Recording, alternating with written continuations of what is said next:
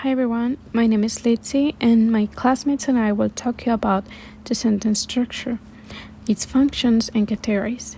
The concept of structure is fundamental to the study of syntax, but it is a very general concept that can be applied to any complex thing. When we say of a thing that it is complex, we mean not that it is complicated, but that it is divisible into parts called constituents. There are different kinds of parts, different categories of constituents. The constituents are arranged in a specific way, and that each constituent has a certain specific function in the structure of the thing as a whole. One of these constituents, probably the most important, it's called subject, and will be presented to you by my classmate Brandon. And I'm going to talk about subject. In English grammar, the subject is the part of a sentence or clause that commonly indicates what it is about or who or what performs the action, that is, the agent. The subject is typically a noun, the dog, a noun phrase, my sister Yorkshire Terrier, or a pronoun, it. The subject pronouns are I, you, he, she, it, we, they, who, and whoever. In a declarative sentence, the subject usually appears before the verb. The dog barks. In an interrogative sentence, the subject usually follows the first part of a verb. Does the dog ever bark? In an imperative sentence, the subject is commonly said to be you understood, bark. Now, talking about identifying the subject, the clearest way of spotting the subject of a sentence is to turn the sentence into a yes-no question. In English, questions are formed by reversing the order between the subject and the first verb which follows it. Regardless, there is exceptions. The traditional definition of subject as referring to the door of an action or agent, though it is adequate for central or typical cases, will not work for all cases. For example, in passive sentences such as John was attacked, the subject is John, but John is certainly not the door of the attacking. Again, not all sentences, even those with transitive verbs, express any action. Some examples of subjects are the Grinch hated Christmas, that is third person, and the Grinch is the subject. In my master made me this color is also a third person subject. In other cases like look at the circles under my eyes, that's a first person subject. And if you can try to do things, you simply must do them, is a second person subject. Now let's see what a predicator is with my classmate Monserrat. So I'm gonna talk to you about predicator, which is the part of a sentence or a clause containing the verbal group, one of the 4 or 5 major components into which clauses can be divided, the others being subject, object, and adjunct, and also can be complement. A predicator is a verb in its functional relation to the clause. It is comparable to the grammatical relations of subject and objects. For examples, we have the sentence, we will go to campus tomorrow. The word go, it is a predicator. Intrinsically speaking, the predicator describes the state or process in which the referring expressions are involved. The term predicator can be used to refer to the verbal element in subject plus verb plus object constructions. This is subject plus predicator plus object. This avoids the confusion of using a verb to refer to both a form and a function. Another constituent of a sentence is the dative object. In English grammar, a dative object is a word or phrase that receives the action of the verb. More specifically, is a noun that receives the action of the verb. Don't get the dative object confused with the subject, the noun that performs the actions, or the verb itself. Dative objects usually answer the question what or whom, like in this example. Or sentences, the students eat cake. If you ask yourself what did the students eat, the answer is the dative object, which in this case is cake. Let's try a new dative object example, like in this sentence, that is, the family used your dog. What's the dative object? You just ask yourself, whom did the family dog? And the answer will be your dative object. In this case, will be dog. That's our dative object. Now that we know that a dative object is a noun that receives the action of the verb, let's talk about indicative object, which in English grammar is the word or phrase that receives the dative object, or the noun that receives the dative object itself. It can only be used in sentence with direct objects.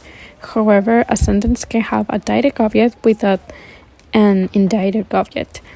And it can only be used with transitive verbs because they rely on direct objects. Let's see this example. Embiid passed Simon's ball. In this sentence, pass is the verb and Embiid is the subject because he's the one doing the passing. The dative object is the ball because it's the thing being passed. Simon's is the indicative object because he receives the ball, the dative object. Indicative objects are particularly difficult to understand because they're so closely related to dative objects. So let's repeat that the dative object is the noun that receives the action of the verb, and the indicative object, however, is the noun that receives the dative object itself. Now, if you don't know what a noun is, my classmate Javier will talk you about it. I'm Javier, and I'm going to explain what is a noun. Noun is the name of a person, place, or thing. Examples: time, person, year, way, day, criminal, planet, knowledge, etc. In addition, every category of words has its own range of possible word forms, its morphological possibilities. Nouns are no exception. These two can be useful in identifying nouns. One morphological identifying feature of all nouns is that they have a genitive or possessive form. For instance, singular nouns, if it's a common noun, add s and the owner of the owner. House of the dogs, dog apostrophe s, dog's house. Words of the book, book's word. Plural nouns, if the noun ends in s, add apostrophe. Ball of the boys, boys' ball. Legs of the tables, table's legs. If the noun doesn't end in s, add apostrophe and s. Bag of the women, women's bag. Dolls of the children, children's dolls. Categorize of noun: proper, common, count, and mass. Proper nouns are names spelled with an initial capital. Examples: January, Frankenstein, Brooksy, Jessica, Paris, French, and etc. Common nouns: all common nouns can combine with the definite article to form a noun phrase: the accident, the mood, the cluttery. In addition, common nouns that refer to things that can be counted, count nouns, can combine with an indefinite article to form a noun phrase: a stream, an accident. Can combine with the numerals 1, 2, 3 to form a noun phrase, and with expressions like several, many, etc. Can be marked for plural. The regular marking for plural is the suffix s. Singular nouns lack this suffix, but there are several irregular plural markers. Singular: accident, man, foot, analysis, ship. And plural: accidents, man, feet, analysis, ship. Mouse nouns refer to things that cannot be counted, so they are sometimes called non-count nouns. Examples are butter, foam, cluttery, furniture, honesty, race. Mouse nouns don't normally display any of the above possibilities. They cannot normally appear in a plural form: foams, butters, honesties. Nor can they normally follow a foam, a butter, a furniture. Numerals or similar expressions: one foam, 9 furnitures, but they follow some form, some furniture in a two-word phrase of the form some plus W. W will be a noun. Also, they can combine with the pronouns are used to stand in place of complete phrase. Definite pronouns, reflexive definite pronouns, indefinite pronouns, demonstrative pronouns, interrogative, question pronouns, possessive pronouns. They can use as a noun phrase. Adjectives. Many adjectives have characteristic endings, such as able, ate, full, ik, in, ish, if, less, os, why. Examples are capable, economical, intelligent, beautiful, microscopic, surprising, priggish, inventive, hopeless, homonymous, fluffy. There are other adjectival endings, and the endings given are only typical of adjectives, not an infallible guide. The more common adjectives tend not to have characteristic endings. Nice, old, hot, short, tight, full, long, quick. And this goes for the color adjectives, blues, yellow, etc. Many adjectives have the morphological possibility of taking of comparative er and superlative est suffix, as in newer and newest, subtler and subtlest. Others do not, beautifuler, beautifulest, diffuser, diffusest, but instead may be modified by the comparative and superlative degree adverbs more and most, less and least. Yet others have irregular comparative and superlative forms, good, very, best. Adjectives that accept est inflection or modification by degree adverbs are called gradable adjectives. Unfortunately, for the purpose of identifying adjectives, not all adjectives are gradable. No gradable adjectives do not accept the est inflection or modification by degree adverb. Here are some examples of non-gradable adjectives: atomic, dead, potential, right, man, consummate, medical, fatal, etc. Now let's see what a verb and an adverb is with my classmate Romali. I'm Romali and I'm going to talk about verbs. We can define verbs as action words. Any word that can take a tense inflection is a verb. A tense is a form of the verb that allows you to express time. An example for this: every day our head of department devours 3 pizzas. The builder worked for many days. The inflection S signals that the verb is in present tense, while the ed inflection encodes a past tense. The S ending on the verb devour is referred to as the third person singular ending on present tense. There are 3 persons, both in the singular and the plural. English only has one ending for most verbs, and that is the third person singular ending S.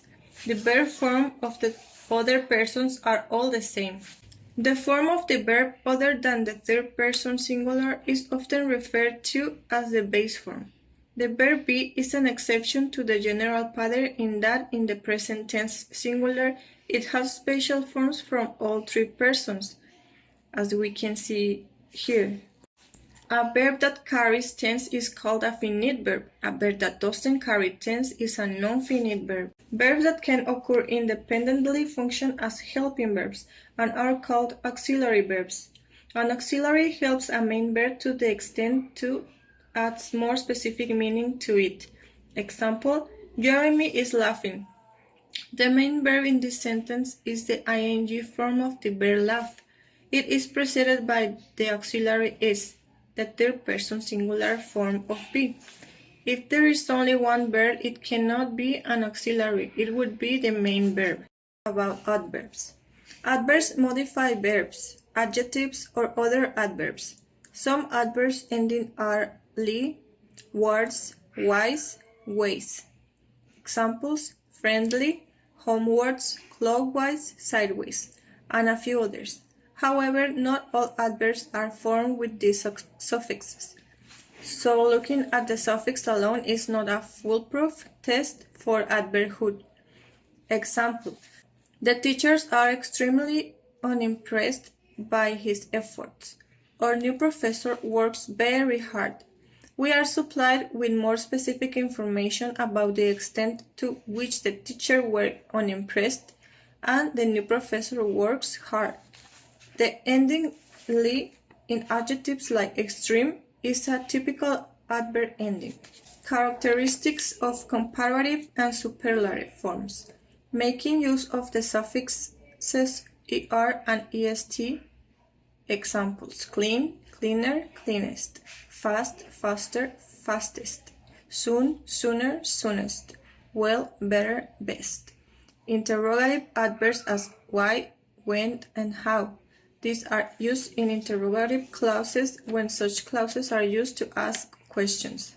Degree adverbs, as the name suggests, specify the degree to which the adjectives they modify apply. Example: extremely rude. The adverb extremely specifies the extent to which the epithet rude applies. Example 2. Perhaps you can sing on the dotted line. Perhaps expresses tentativeness over the following preposition. Adverbs subclasses. Circumstantial adverbs are like often, gleefully, intentionally, reluctantly. Degree adverbs: extremely, extraordinarily, less, more, quite, too, and very. Sentence adverbs: however, probably, perhaps. Adverbs function as the head of adverb phrases. Many adverb phrases consist on a head only, but as in the other phrase types we look at, the head can be modified. Next, I will talk about prepositions. A preposition, it is a word or a group of words that would use before a noun, a pronoun, or a noun phrase to show direction, time, place, location, special relationship, or to introduce an object. For example, I have the weather is cold in December. The word "in" is a preposition of location. We also have "at" for location, "on," "off," and "to."